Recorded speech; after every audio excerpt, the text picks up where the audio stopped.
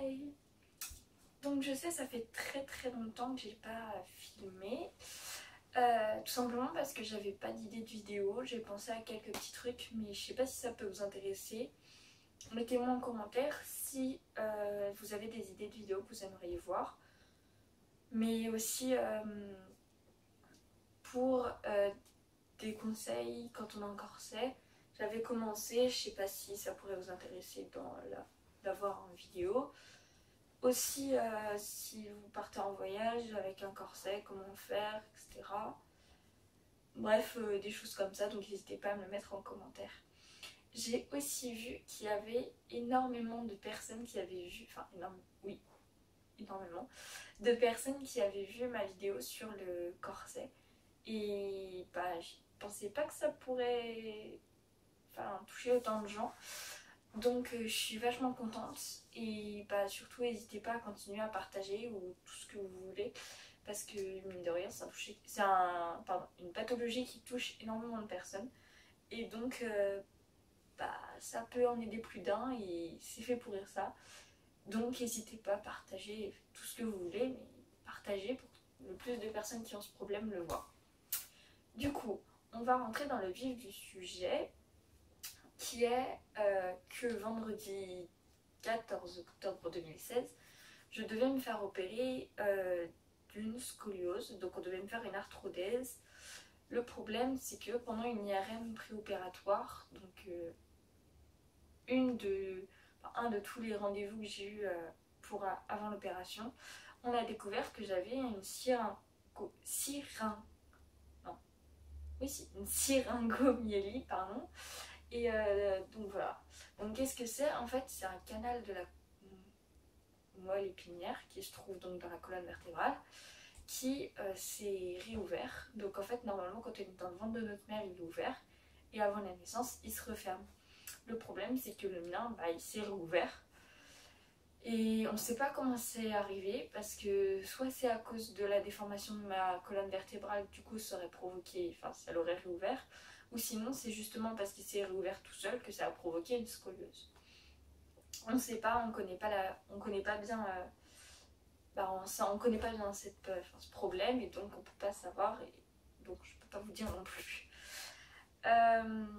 Donc en fait, à cause de cette syringomyélie, on ne peut pas me faire une opération normale. Donc oui, on m'opère toujours, mais il faut qu'avant j'ai ce qu'on appelle un allocranien. Donc pareil, qu'est-ce que c'est? C'est en fait que j'ai 4 vis, enfin des vis, ça ressemble à ça.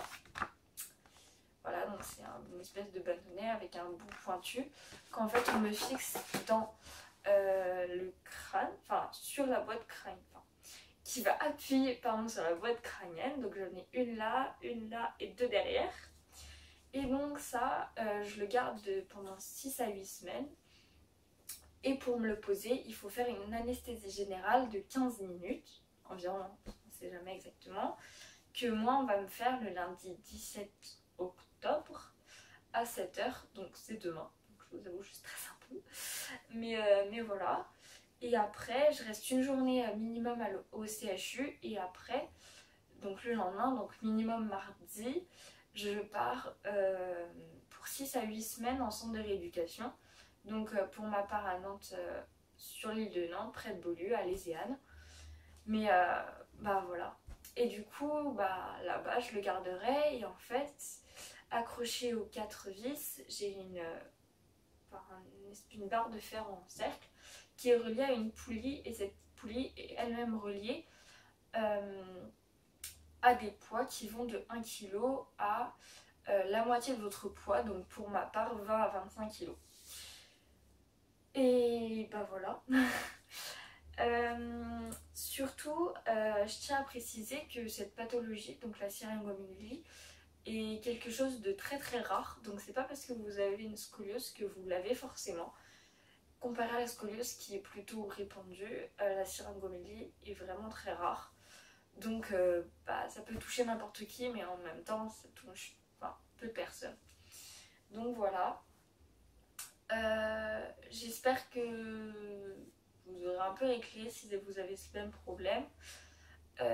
En tout cas,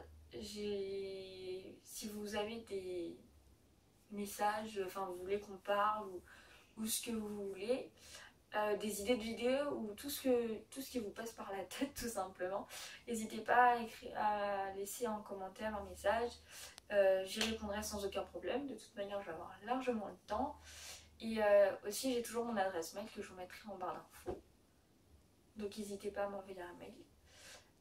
Mettez un pouce en l'air si ça vous a intéressé, aidé et tout ce que vous voulez.